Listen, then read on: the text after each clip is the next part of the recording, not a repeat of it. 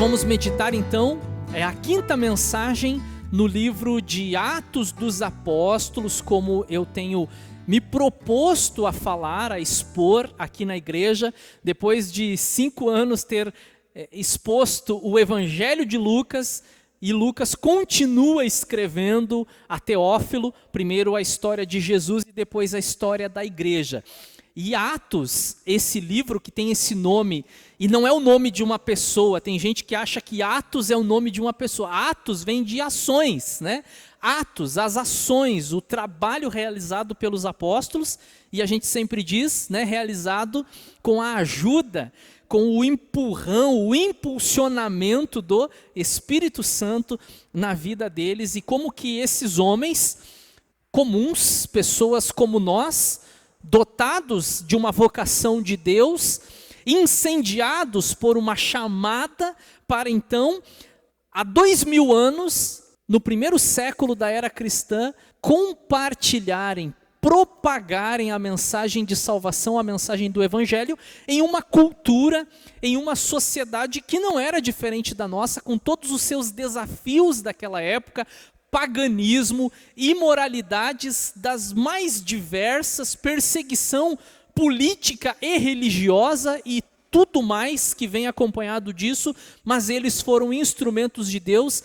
E a mensagem de salvação de Jesus Cristo, que nós chamamos de Evangelho, e a palavra Evangelho significa boa notícia, e essa é a boa notícia que o mundo precisa ouvir, que Deus mandou o seu Filho, conforme João 3,16, Filho único, para que todo aquele que nele crer não sofra, não pereça, mas tenha a vida eterna. Essa mensagem ela se espalhou, ela chegou nos confins da terra, ela chegou na América, ela chegou no Brasil, ela chegou até nós, e nós, especialmente os batistas independentes, tivemos a chegada do nosso primeiro missionário em 1912, já havia outros grupos aqui, presbiterianos, batista tradicional, luteranos, metodistas, episcopais, anglicanos, enfim, chegamos juntos ali no mesmo ano da Assembleia de Deus também, a maior igreja pentecostal no Brasil, e fomos então alcançados por essa mensagem. Talvez você não tenha sido alcançado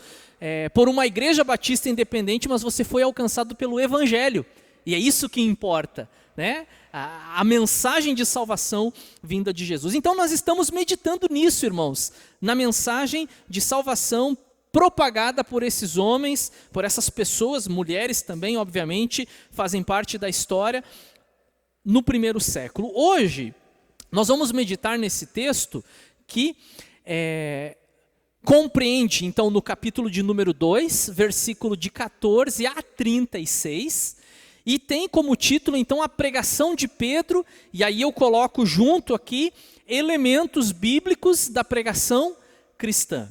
Logo após, então, a descida do Espírito Santo, que foi o texto que nós meditamos há 2 semanas, semana passada eu tirei uma folga, então o irmão João nos trouxe a palavra, e então na última mensagem que eu preguei aqui, eu falei sobre a descida do Espírito Santo, o cumprimento da profecia de Joel, no dia de Pentecostes, quando estavam aquelas quase 120 pessoas reunidas ali, o Espírito Santo vem, acontece algo extraordinário, línguas estranhas, profecias, as pessoas de outros países que estavam ali começaram a entender os mistérios de Deus na sua própria língua materna e questionavam, porventura, esses homens que estão aqui não são galileus, ou seja, eles não são daqui mesmo, não são aqui da província da Galileia, como que nós estamos entendendo as grandezas, os mistérios de Deus, e ali no texto de 1 a 13 tem uma lista de etnias,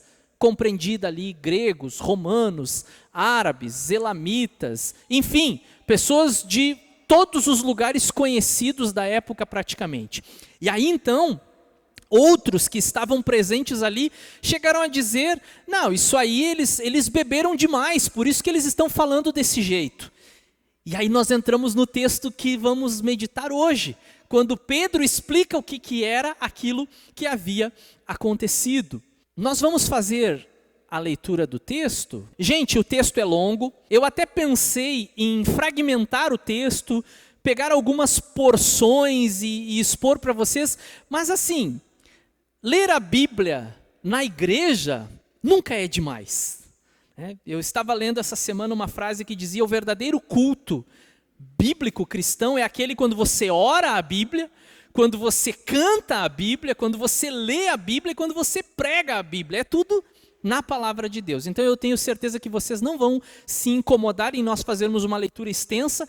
São 4 slides de leitura e poderia ter inclusive ficado um pouco maior, mas eu acho que aqui nessa fonte vocês vão conseguir se encontrar. Mas eu quero mostrar uma novidade para vocês, porque quando Pedro, na sua pregação, ele justifica aqueles acontecimentos, ele mostra textos do Antigo Testamento onde isso acontece. E aí eu coloquei em vermelho aqui para vocês, toda vez que Pedro ele faz uma citação. Então aqui, predito pelo profeta Joel. E aí começa o texto em vermelho, que é o que você encontra em Joel. Passa para o próximo slide, só para mostrar. E ali no finalzinho, então, nós não vamos ler essa parte, mas só para vocês saberem que aquele trecho está em Joel 2, do 28 ao 32. Isso vai se repetir na leitura algumas vezes e eu achei interessante trazer isso para vocês, caso vocês quisessem conferir lá no Antigo Testamento os textos que Pedro vai citar na sua pregação. Agora sim, então, vamos fazer a leitura. Então Pedro levantou-se com os 11 e em alta voz dirigiu-se à multidão. Homens da Judeia e todos os que vivem em Jerusalém, deixem-me explicar-lhes isto. Ouçam com atenção. Estes homens não estão bêbados, como vocês supõem. Ainda são 9 horas da manhã. Pelo contrário, isto é o que foi predito pelo profeta Joel. Nos últimos dias, diz Deus, derramarei do meu espírito sobre todos os povos. Os seus filhos e as suas filhas profetizarão, os jovens terão visões, os velhos terão sonhos. Sobre os meus servos e as minhas servas derramarei do meu espírito naqueles dias, e eles profetizarão. Mostrarei maravilhas em cima no céu e sinais embaixo na terra, sangue, fogo e nuvens de fumaça. O sol se tornará em trevas e a lua em sangue antes que venha o grande e glorioso dia do Senhor. E todo aquele que invocar o nome do Senhor será salvo. Israelitas, ouçam estas palavras. Jesus de Nazaré foi aprovado por Deus diante de vocês por meio de milagres, maravilhas e sinais que Deus fez entre vocês por intermédio dele. Como vocês mesmos sabem, este homem lhes foi entregue por propósito determinado e pré-conhecimento de Deus. E vocês, com a ajuda de homens perversos, o mataram, pregando-o na cruz. Mas Deus o ressuscitou dos mortos, rompendo os laços da morte, porque era impossível que a morte o retivesse. A respeito dele, disse Davi, eu sempre via o Senhor diante de mim, porque ele está à minha direita, não serei abalado. Por isso, o meu coração está alegre e a minha língua exulta, o meu corpo também repousará em segurança. Porque tu não me abandonarás no sepulcro, nem permitirás que o teu santo sofra decomposição. Tu me fizeste conhecer os caminhos da vida e me encherás de alegria na tua presença. Irmãos, posso dizer-lhes com franqueza que o patriarca Davi morreu e foi sepultado, e o seu túmulo está entre nós até o dia de hoje. Mas ele era profeta e sabia que Deus lhe prometera, sob juramento, que colocaria um dos seus descendentes em seu trono. Prevendo isso, falou da ressurreição do Cristo, que não foi abandonado no sepulcro e cujo corpo não sofreu decomposição. Deus ressuscitou este Jesus e todos nós somos testemunhas desse fato. Exaltado à direita de Deus, ele recebeu do Pai o Espírito Santo prometido e derramou o que vocês agora veem e ouvem. Pois Davi não subiu ao céu, mas ele mesmo declarou: o Senhor disse ao meu Senhor: senta-te à minha direita, até que eu ponha os teus inimigos como estrado para os teus pés. Portanto, que todo Israel fique certo disto: este Jesus, a quem vocês crucificaram, Deus o fez Senhor e Cristo. Amém, irmãos? Que texto maravilhoso. Que alegria encontrar essas verdades nas Sagradas Escrituras, nos textos da Palavra de Deus. Então nós vamos meditar um pouquinho. Após a descida do Espírito e zombaria por parte de alguns, Pedro com os demais pronuncia seu primeiro sermão, composto dos elementos essenciais de uma pregação cristã.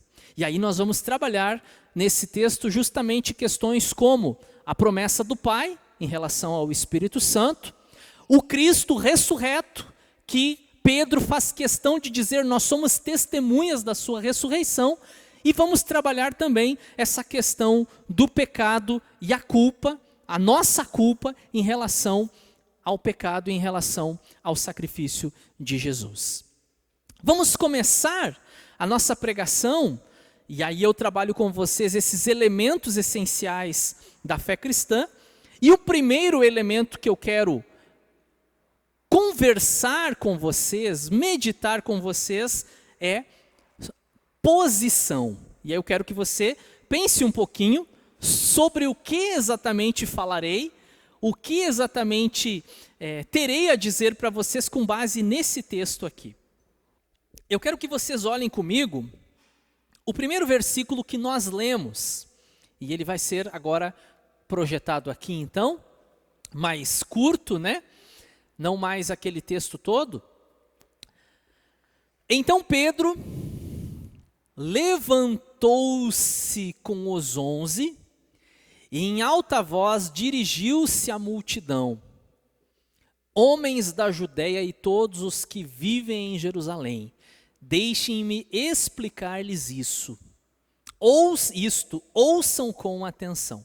Eu coloquei aqui na Nova Versão Internacional, porque é a versão que nós temos adotado para a pregação, para que os irmãos possam acompanhar. Ela tem uma linguagem também mais acessível se você não é crente, né? Como a gente costuma dizer, existem expressões nas traduções de Almeida que você depois de um tempo começa a entender, mas é muito bom você fazer a comparação dos textos. E eu fiz a leitura em casa, a minha leitura pessoal é na Almeida atualizada, e eu achei muito mais rico esse texto na Almeida atualizada. Mas, embora os pontos que eu listei ali, que não são divergentes, é só uma questão de estilo literário, né? De estética do próprio texto. Por exemplo, na Almeida diz que Pedro advertiu eles. Pedro, advertindo-os, disse. Na NVI não diz que advertiu. E como dá diferença, né? Se um pregador começa a falar, mas o texto diz que ele advertiu os seus ouvintes. Opa, ele advertiu, ele chamou atenção, ele deu aquela sacudida, né? Cutucou, provocou, mexeu na ferida, que é o que muitas vezes, ou na maioria das vezes, o que precisamos que aconteça conosco, né? Que a palavra incomode mesmo. Se você vem ao culto e a mensagem incomoda você em algum ponto, coisa boa, né? E que essa seja a nossa oração: Deus, me incomoda, Senhor. Que a tua palavra anunciada, pregada no domingo possa me incomodar, porque é esse incômodo, esse constrangimento que gera mudança em nós. Senão nós vamos sempre sendo amaciados, né? Massageados. E aí eu lembro de um irmão, lá numa igreja onde eu trabalhei um tempo, que ele cometia várias gafes, vários erros de português, mas ele era um homem muito piedoso, muito crente, e Deus usava muito ele na pregação.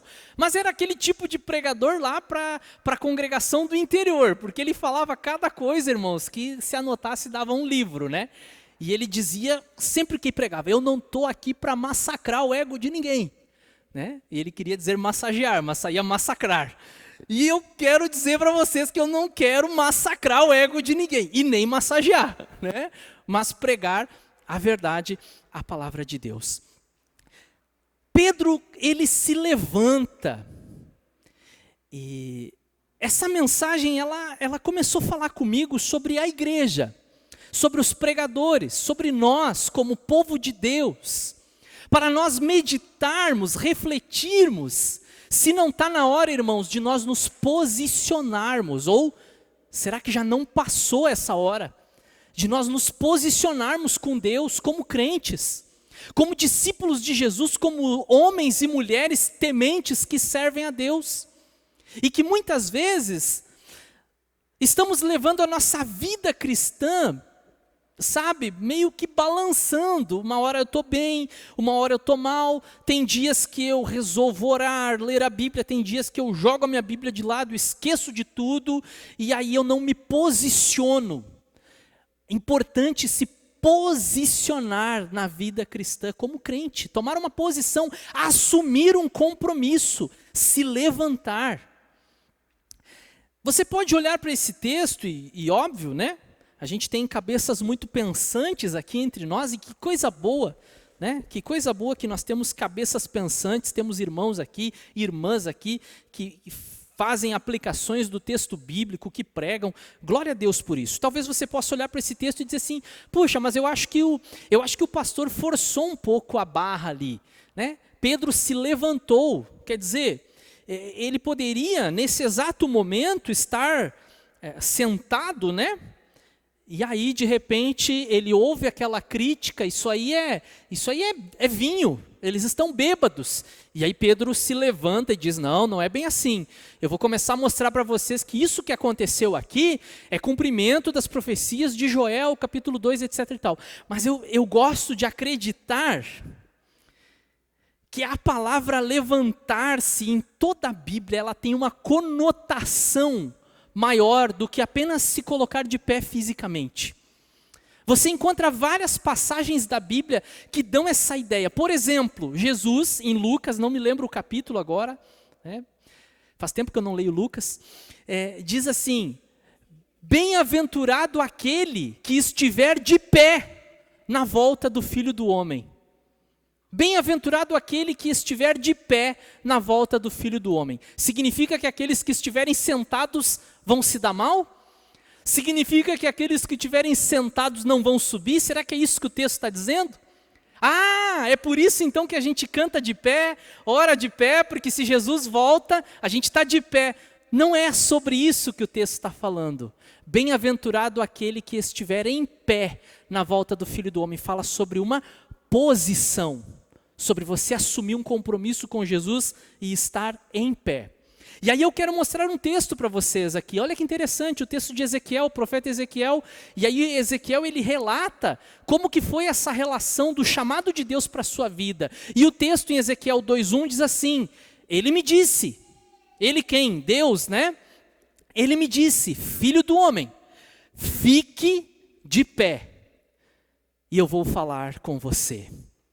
Fique em pé e eu falarei contigo.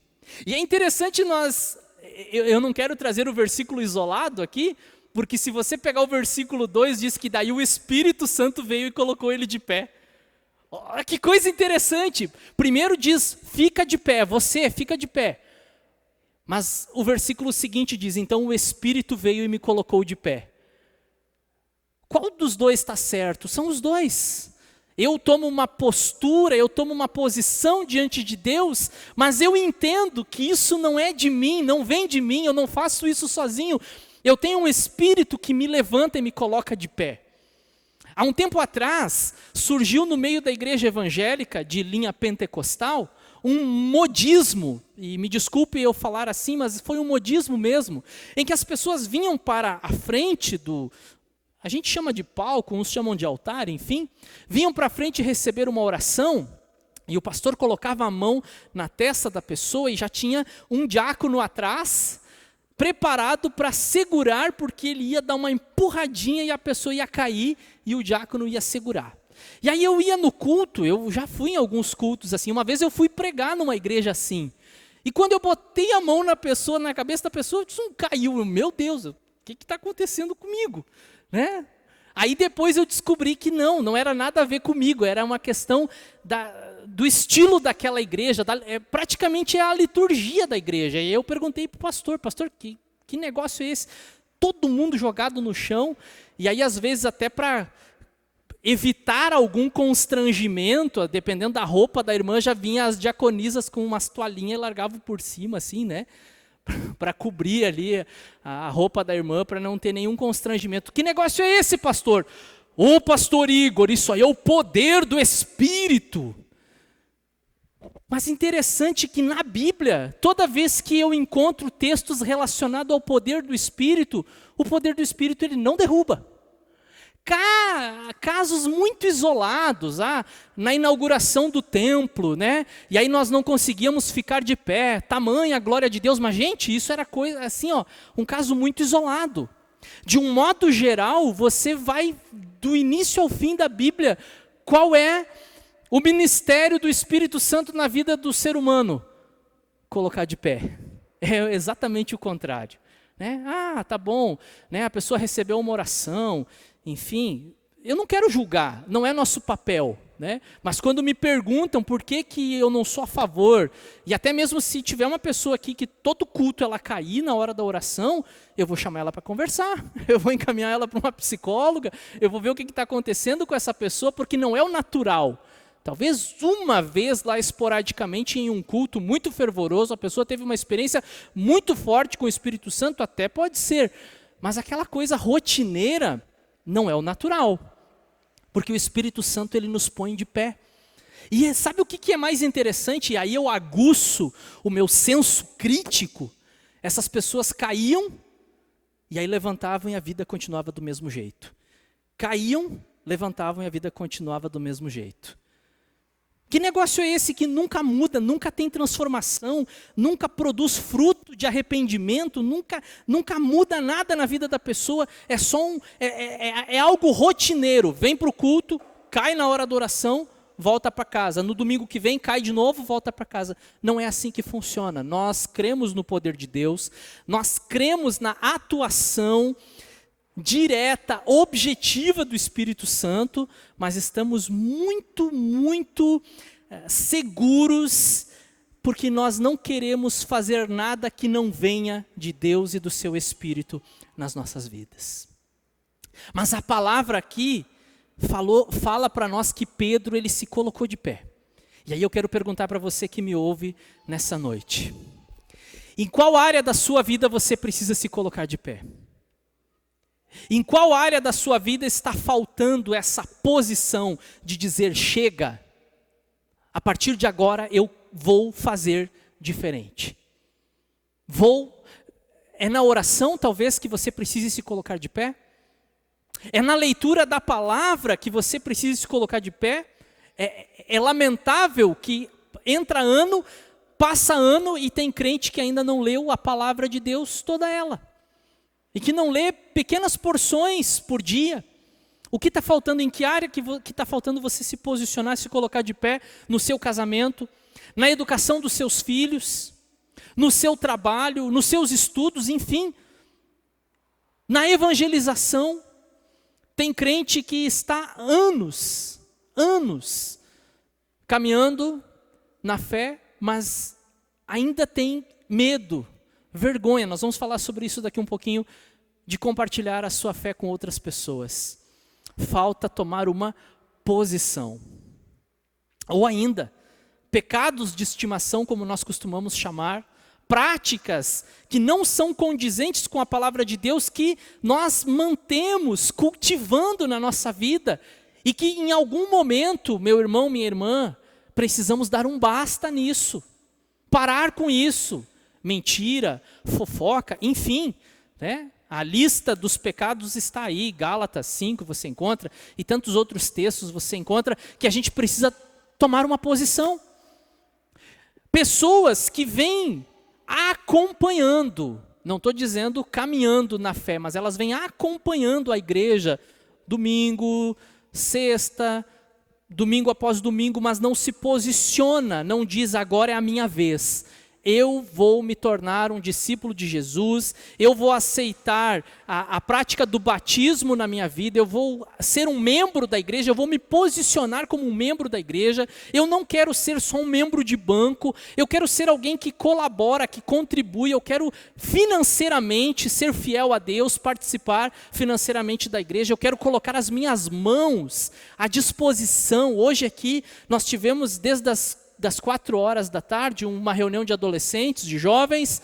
Depois, às 5, nós começamos um ensaio, né? A gente quer tirar o Rafael e a Kátia do louvor, estamos preparando outro grupo aqui, né? De jovens, de adolescentes. Estávamos aqui ensaiando e depois esses jovens adolescentes limparam a igreja. Olha que coisa legal, nós podermos fazer algo para o Senhor, tomar uma posição. Eu não quero só ser um amigo do evangelho, eu não quero ser apenas amigo do pastor, amigo da igreja, eu quero me envolver, eu quero me engajar, eu quero me colocar de pé, eu quero assumir essa posição. Né? E aí eu tenho então esse texto de Ezequiel para compartilhar com vocês mais uma vez. Ele me disse: filho do homem, fica em pé, que eu vou falar com você. Quantas vezes a gente reclama, Deus não fala comigo, Deus não atende a minha oração, Deus não me dá uma resposta, eu não sinto mais nada quando eu oro, eu vou no domingo, parece que a palavra não fala comigo. Às vezes pode ser o problema do pregador, né? O pregador não foi tão feliz. Mas você assumiu uma postura diante de Deus? Eu aprendi desde cedo, irmãos, não existe culto ruim. A gente vai no culto, o culto hoje estava, né, mais ou menos. Não existe culto ruim quando você vem com a motivação certa. Você vem com o coração aberto, canta, ora, né? Levanta as mãos. Não que isso seja uma regra, né? Mas você está ali com sinceridade, né? De coração. Você está aberto para ouvir e não apenas ouvir, colocar em prática, obedecer. O culto vai ser sempre bom. Pode ser às vezes que alguma coisa saia do controle, pode ser às vezes que o som não está muito legal, pode ter passado um pouquinho do horário, enfim, ou a pregação não ter sido aquela uau, né? Todo pregador tem o seu dia ruim.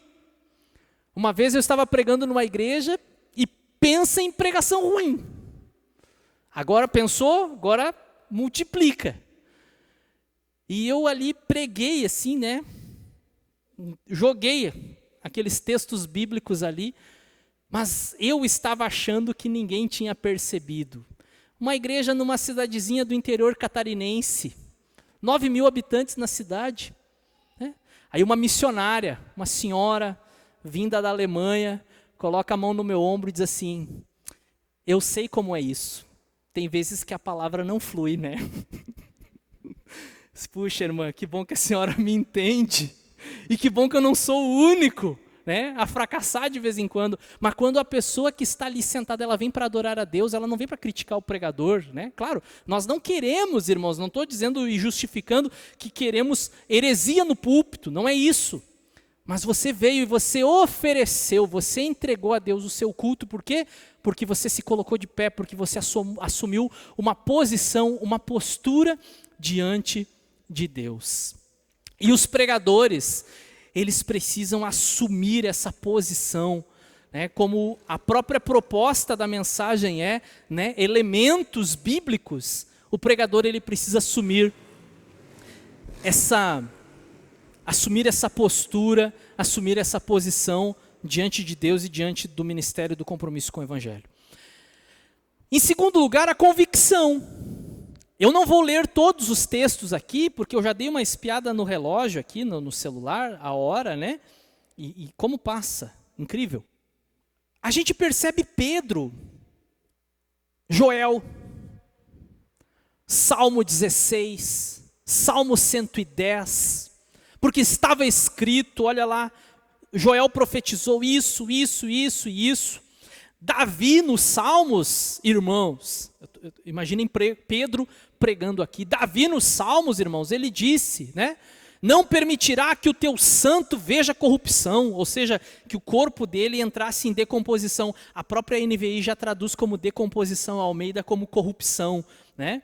No sentido de entrar em decomposição o corpo, o defunto ali.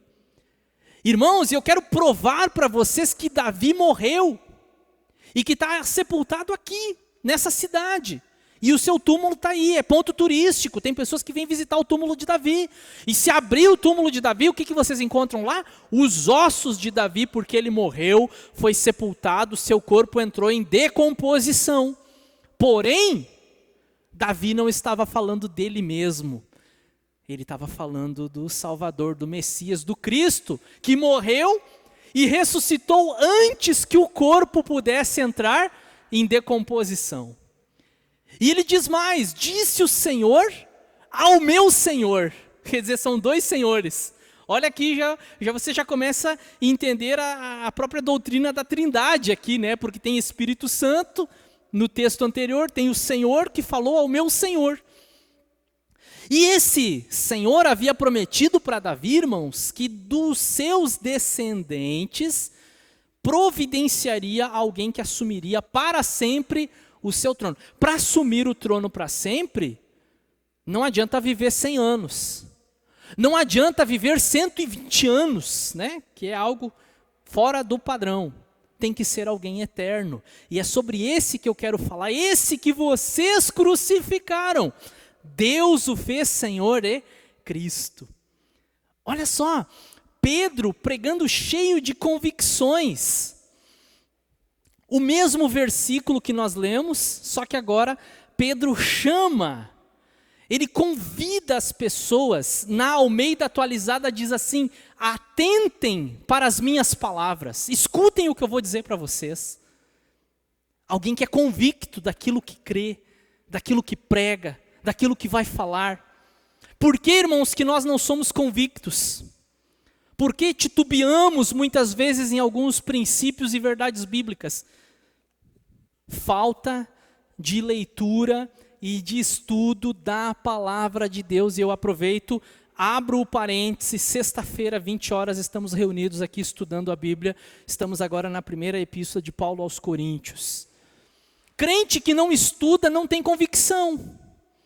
Crente que não lê Bíblia não consegue ser convicto das promessas, da palavra, das orientações.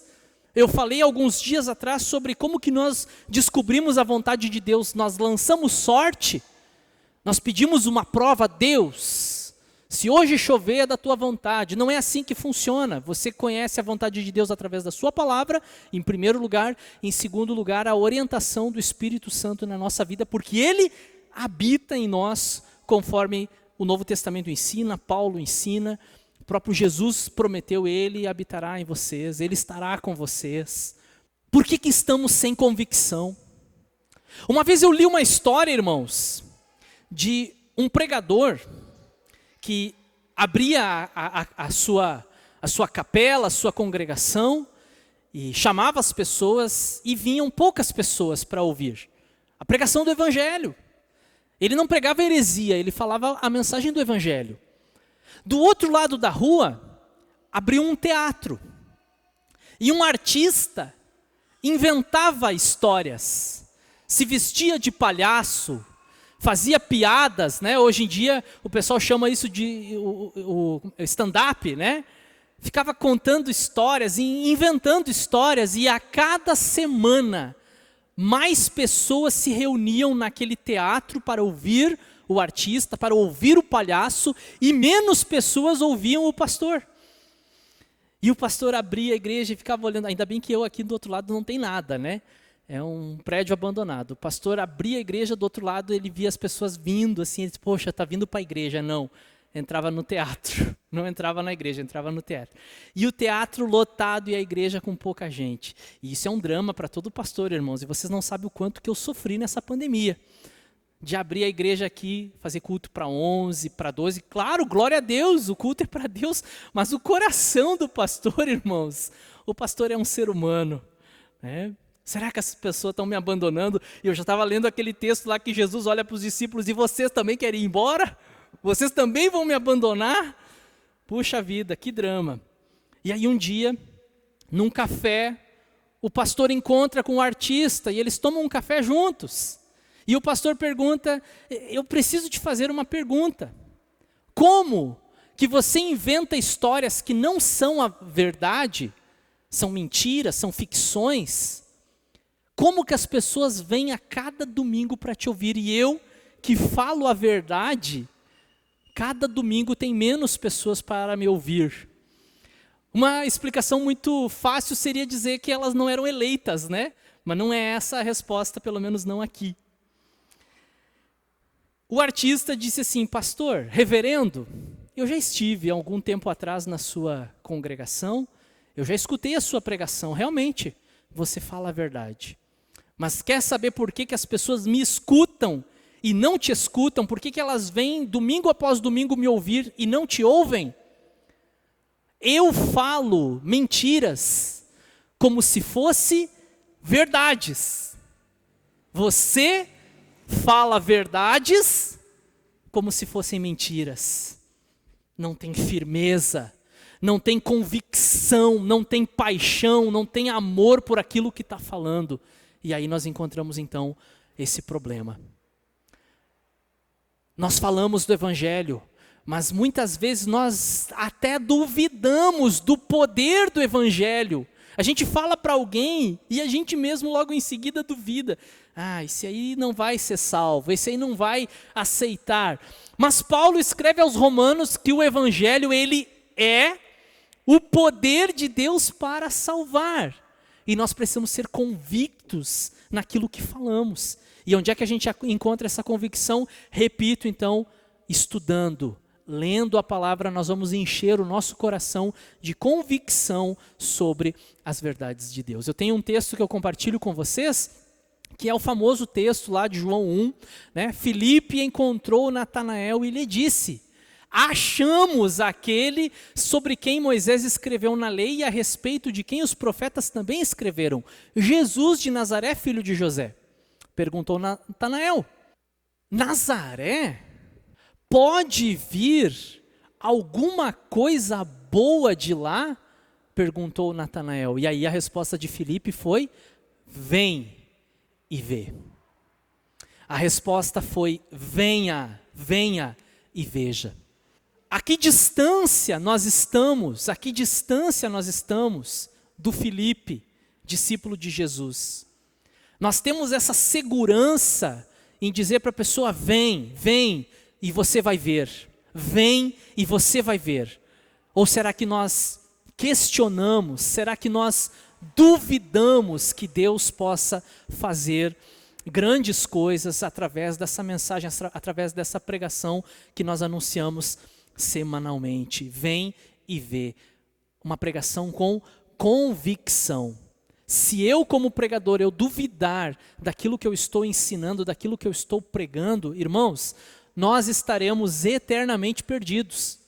Nós precisamos ter certeza que Deus, né, vai fazer, Deus vai cuidar, Deus não perdeu o controle de nada, a obra de Deus avança, a igreja continua pela graça, pela misericórdia, pela soberania de Deus. Eu creio. Você crê, irmão? Você crê, irmã? Eu creio. Convicção. Pedro fala com convicção. Pedro expõe, mostra os textos, o que aconteceu. Pedro não fica, eu não sei, para aí, eu vou ligar para o meu pastor, ver o que ele acha. Não, ele lê a Bíblia. Ele mostra pela palavra de Deus. Vamos avançar um pouquinho? E aí, não adianta eu ter convicção se eu tenho medo de falar aquilo que eu creio. Né? Eu conheço muita gente que tem convicção. Eu conheço muita gente que, assim como eu, tem certeza que Deus é poderoso, mas ele tem medo de falar isso. Ele tem vergonha, afinal de contas, né? Não é assim tão não dá ibope, né? Você falar de Jesus na faculdade, você falar de Jesus no seu trabalho. Não que você tenha que, e aí eu sempre gosto de mencionar isso, né? Interromper o seu horário de trabalho para ficar evangelizando lá os seus colegas. Tem que saber a hora, tem que ter coerência, bom senso, né? Tem gente que está lá atrapalhando ainda o serviço dos outros, querendo falar de Jesus lá, mas Jesus ensina que você tem que ser um bom funcionário. E aí o cara está sendo um péssimo funcionário. Eu lembro de alguém que uma vez testemunhou na igreja ainda assim, cheio de razão. Irmãos, tem momentos lá na firma que Deus toca no meu coração, eu largo o meu serviço ali, eu vou para o banheiro, eu me ajoelho lá no banheiro, eu fico orando e Deus fala comigo. Poxa, irmão, o patrão não está pagando você para orar no banheiro. O patrão está pagando você para produzir, para operar a máquina, para digitar o relatório, para fazer contato com os clientes. Seja coerente, não espiritualize a sua preguiça. Né? Não espiritualize, você é um péssimo funcionário, você não é... Porque se o seu colega de trabalho descobre que você é crente, ele vai dizer, eu não quero ser crente, porque você é o pior colega da equipe. Você faz corpo mole, você falta, você põe atestado, não vem, atrasa, não ajuda ninguém, é individualista, egoísta, e agora quer falar de Jesus para mim? Irmãos, que problema, hein? Por isso que nós precisamos falar, sim, as palavras, né? Mas com as nossas atitudes como seres humanos, como pessoas, como cristãos, fazermos a diferença para que as pessoas queiram nos copiar, se espelhar em nós, para que possamos dizer como Paulo disse, sejam meus imitadores, assim como eu sou de Cristo. Sejam meus imitadores como eu sou de Cristo. Mas aí nós falamos sobre ousadia.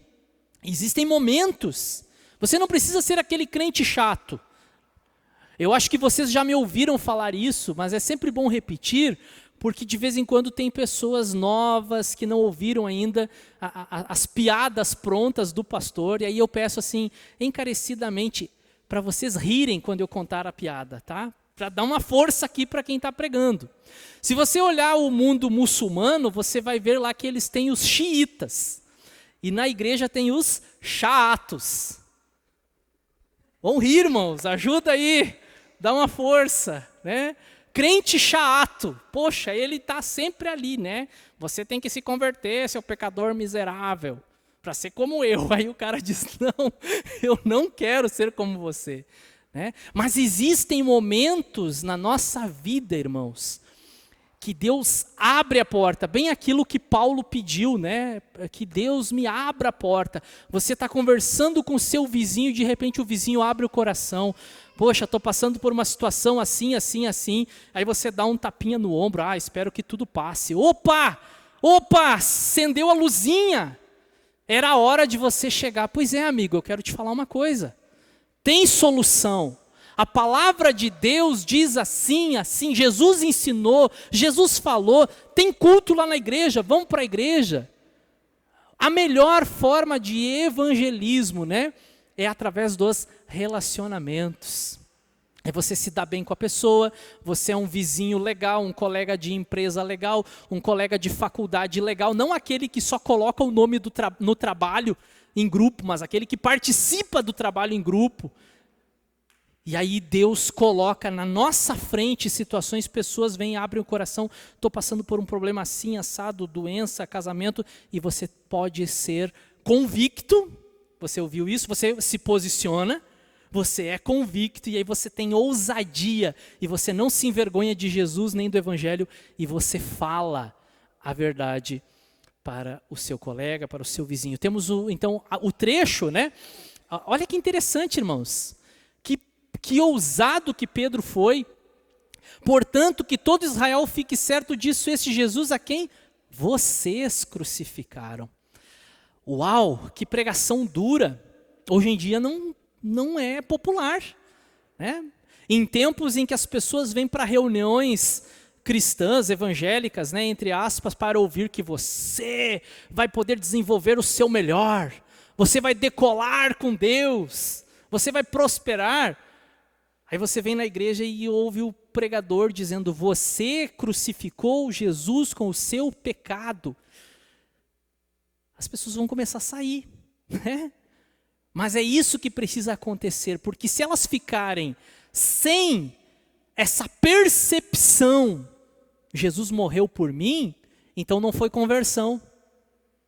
Então não foi conversão, foi qualquer outra coisa menos conversão. Na semana que vem, e aí eu quero provocar vocês a estarem aqui para ouvir a continuação dessa pregação, porque na semana que vem vocês vão ouvir, vão ler e ouvir o que acontece com essas pessoas que ouviram essa pregação e como que elas responderam à pregação do Evangelho. Nós teríamos dito para Pedro assim, ó, se talvez eu tivesse ali atrás de Pedro quando ele está pregando: Pedro, Pedro, você é tão impulsivo, né, Pedro? Você, Pedro, pega leve, né? As pessoas estão vindo a primeira vez na igreja, não assusta, não espanta. E Pedro está lá com o dedo: vocês crucificaram esse Jesus. Mas o que acontece? Vou dar um spoiler para vocês. 3.000 pessoas se convertem e são batizadas. Ousadia, posição, convicção, ousadia. Ser ousado para falar aquilo que ninguém quer ouvir. Para falar aquilo que as pessoas não querem, mas que elas precisam ouvir. Eu acho que foi o Charles Spurgeon que disse que as pessoas, elas vão continuar pecando, mas o papel dos pregadores é fazer com que elas se sintam desconfortáveis ao pecarem.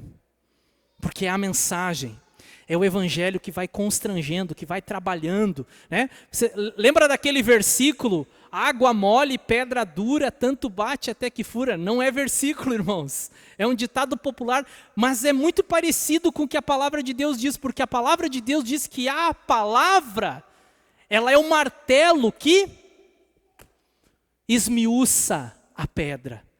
Então a gente prega, nos posicionamos, pregamos com convicção, com ousadia, e a palavra de Deus ela vai fazendo.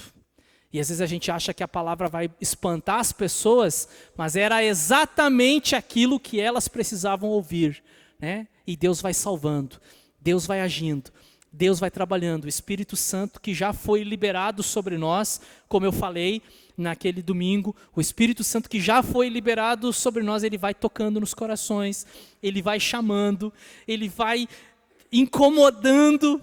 E eu lembro de pregações minhas, irmãos, que a pessoa disse, ao sair da igreja, ou falou com um amigo, e disse: eu nunca mais volto naquela igreja, nunca mais eu volto naquela igreja. E depois de um tempo ela volta e diz assim: pastor, desde aquele dia eu não consegui mais dormir em paz. Aquilo ficou na minha cabeça, eu deitava, eu ficava pensando naquilo que o pastor falou. Naquele momento eu estava com raiva de ti, mas eu entendi que eu precisava eu mudar. Lembra? Põe-te em pé. E o versículo 2 diz: e o Espírito o colocou de pé. O Espírito me colocou de pé. Temos um texto aqui, rápido, para nós meditarmos, uma orientação de Paulo a Timóteo.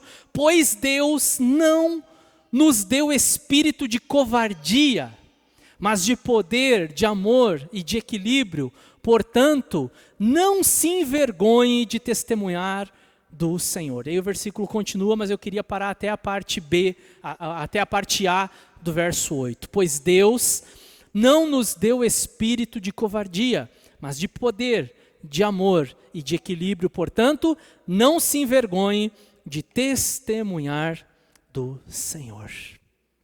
Amém, irmãos? Vocês estão cansados, né? Eu também estou. Vamos para o último slide ali, só para nós deixarmos então no ar e provocar em vocês o desejo de estarem aqui domingo que vem. Opa! Um pescador, eu não errei não é pecador, tá? Um pescador cheio do Espírito Santo compreende mais que doutores versados na lei. Quem era esse Pedro? De onde esse cara saiu? Depois, mais à frente, vocês vão ver uma outra pregação de Pedro diante do Sinédrio, né? E diante do Sinédrio, Pedro fala e as pessoas dizem assim, mas esse cara aí não é um galileu, não é uma pessoa simples, como é que ele fala com essa convicção? Aí vocês vão ter que concordar comigo que eu estou falando de uma pregação que veio depois da descida do Espírito Santo. Olha a diferença que dá. E é por isso que eu estimulei vocês há 2 semanas atrás a fazer aquilo que Paulo escreve aos Efésios, né? Não vos embriagueis com o vinho, mas enchei-vos do Espírito. Que busquemos esse enchimento no Espírito Santo para que tenhamos posição, convicção e ousadia ao falar de Jesus e na nossa própria vida cristã, pessoal, individual.